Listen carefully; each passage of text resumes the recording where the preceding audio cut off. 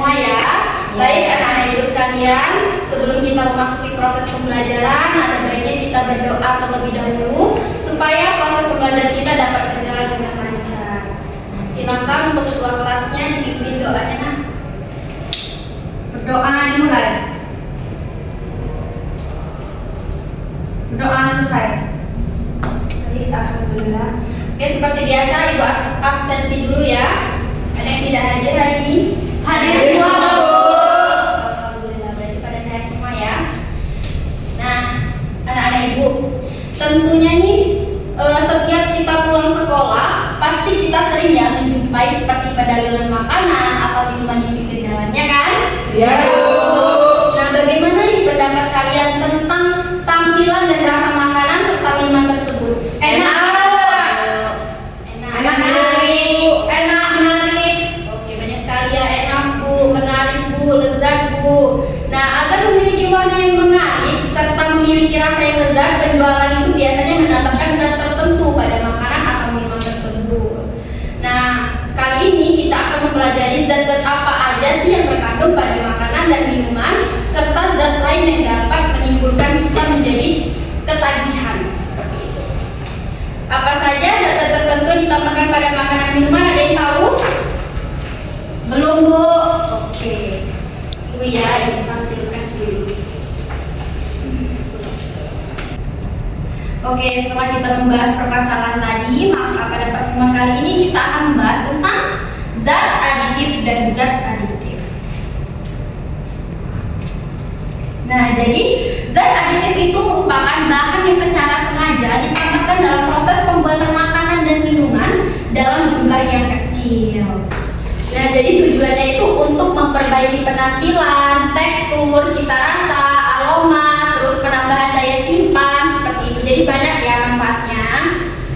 Oke, selanjutnya. Nah, berdasarkan fungsinya, zat aditif ini dibagi menjadi 7. Ada apa aja? Pewarna, pemanis, pengawet, penyedap, pemberi aroma, pengantar, dan pembersih.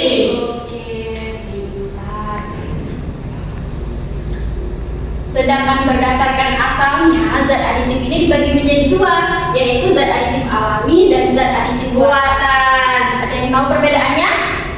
Tidak tahu. Tidak, Bu. Nah, jadi untuk zat aditif alami ini bahan dasarnya itu berupa dari bahan-bahan alami seperti dari tumbuhan, dari hewan. Contohnya kayak pewarna itu bisa dihasilkan oleh tumbuhan. Sedangkan untuk dari buatan ini bahan dasarnya berupa dari senyawa-senyawa kimia, di mana prosesnya itu menggunakan reaksi-reaksi kimia seperti itu. Nah, kita bahas satu persatu mengenai fungsinya tadi. Yang pertama ada apa? Pewarna. Oke.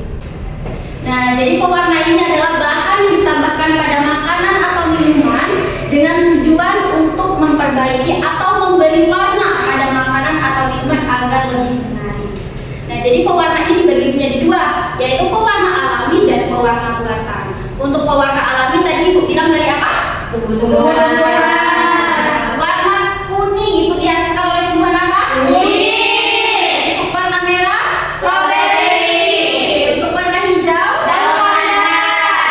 Oke. Nah, sedangkan untuk pewarna buatan ini warna merah itu bisa dihasilkan oleh Alura Red AC, itu dari bahan kimia ya, Nak ya. Terus untuk warna hijau itu bisa dihasilkan dari Fast Green VSV seperti itu. Nah, biasanya nih para penjualan itu lebih memilih pewarna buatan dibanding pewarna alami. Kenapa? Karena prosesnya lebih gampang. Terus warna dihasilkan itu lebih menarik dibandingkan pewarna alami.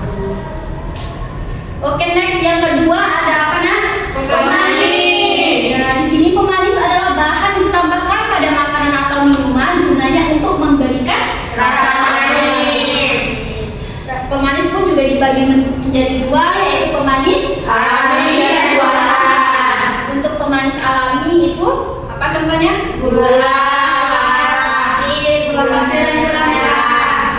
Untuk pemanis buatannya yaitu ada sakarin atau siklamat. Nah, dengan pemanis buatan ini rasa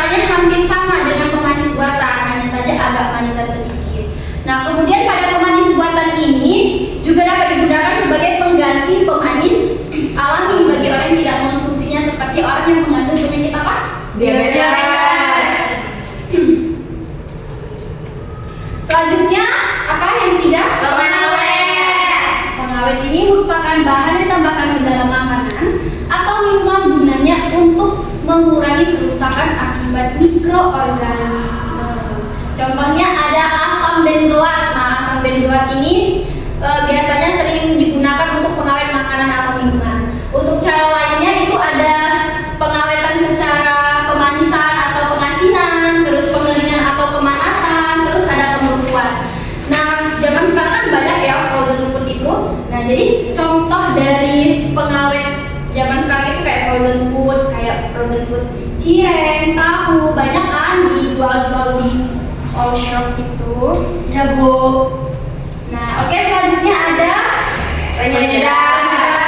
Nah, penyedap ini merupakan bahan ditambahkan pada makanan atau minuman gunanya untuk menambahkan cita rasa. Jika kita masak tidak ada penyedapnya, enak tidak? Tidak. Jadi sangat butuh penyedap ini ya. Apa contoh penyedap alaminya?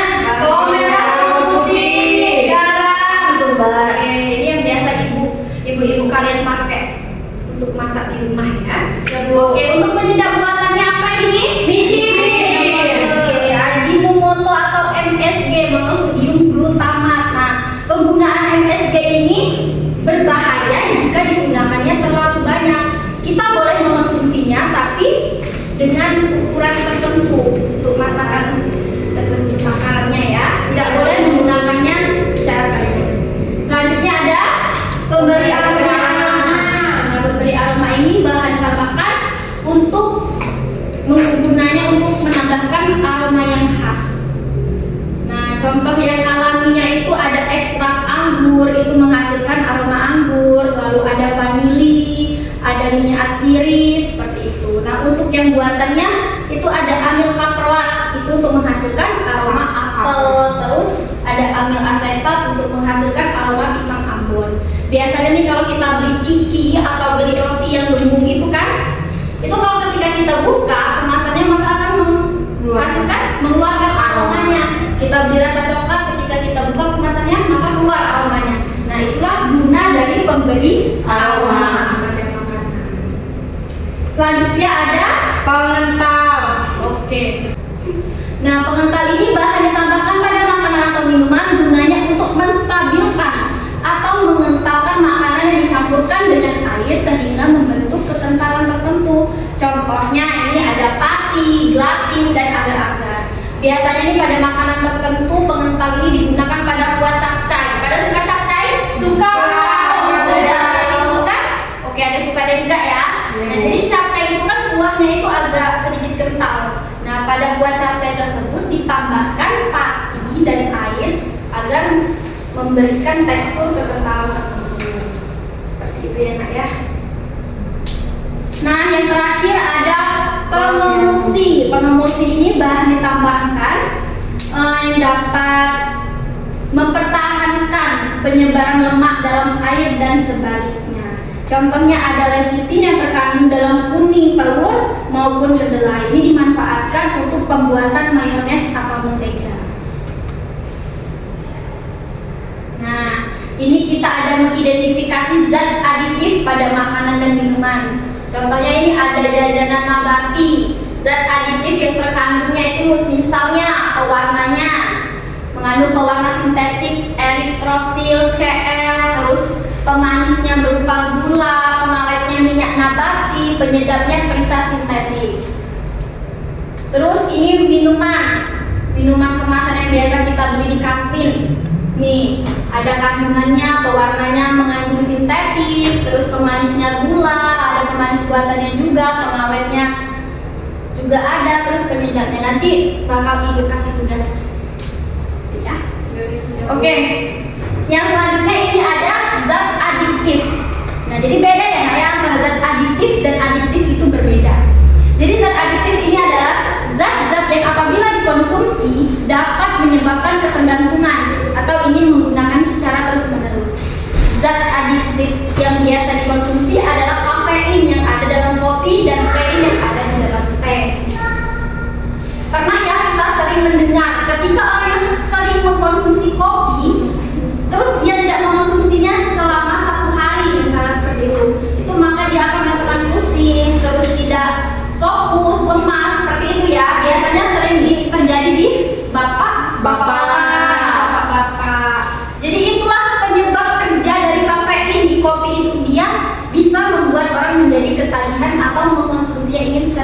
Terus. Oke, ada jenis-jenis zat adiktif, yaitu ada narkotika, psikotropika, dan zat psikoaktif lainnya. Ada yang tahu narkotika itu apa? Kan sudah tidak asing lagi ya. Apa Silvi? Narkotika adalah zat atau obat yang berasal dari tanaman atau bukan tanaman, baik sintetis maupun semi sintetis. Oke. Terus psikotropika, ada yang tahu? Bu. Oke, silakan Jenny.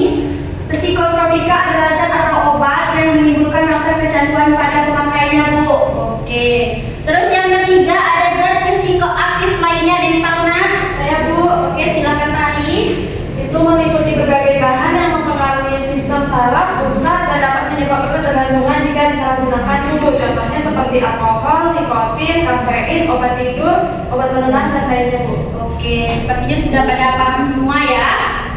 Bu. Nah, sudah selesai nih materi Ibu hari ini. Nah, Ibu ada tugas untuk kalian. Silakan Anda semuanya membuat per individu ya, Nak ya. Individu atau kelompok? Individu. Kelompok, Bu. Oke, nanti ketua kelas orang dibagi kelompoknya ya, Nak ya. Ya, Bu. Satu kelompok 3 orang atau 2 orang. Nanti tugasnya itu berupa kayak mading. Nanti kalian buat karton ditempel. Misalnya nih kalian hari ini makan jajan ciki-ciki, itu kan nanti ada komposisinya nih, bisa dilihat itu mengandung apa, berbahaya atau enggak. Nanti kemasannya kalian tempel di karton, nanti ditulis komposisinya apa aja. Oke, Bu. Sudah pahami? Paham, Bu. Oke, paling banyak itu 5 ya ciki-cikinya ya. Iya, Yang Bu. apa aja. Oke. Nah, ada yang bisa menyimpulkan pelajaran kita hari ini? Saya, Bu. Oke, silakan Putri. Zat adiktif merupakan zat yang ditambahkan ke suatu produk makanan atau minuman dengan tujuan untuk memberikan rasa sedap, mengawetkan, memberi warna, pemanis, dan memberikan aroma. Oke, benar sekali. Jadi, pembelajaran kita hari ini sangat berkaitan sekali dengan kehidupan kita sehari-hari ya. Jadi kita bisa membedakan mana makanan yang baik dikonsumsi dan mana yang tidak, mana yang sehat dan mana yang tidak. Jadi sudah bisa dibedakan ya. Ya, Bu. Pesan Ibu, jagalah kesehatan, pandailah memilih atau memilah makanan dan minuman mana yang sehat untuk tubuh kita. Oke, sebelum Ibu akhiri, silakan ketua kelas dipimpin doanya, Nak. Berdoa dimulai. Berdoa selesai. Baik, terima kasih untuk anak-anak Ibu semuanya. Jangan lupa tugasnya di minggu depan dikumpul ya. Ya, Bu.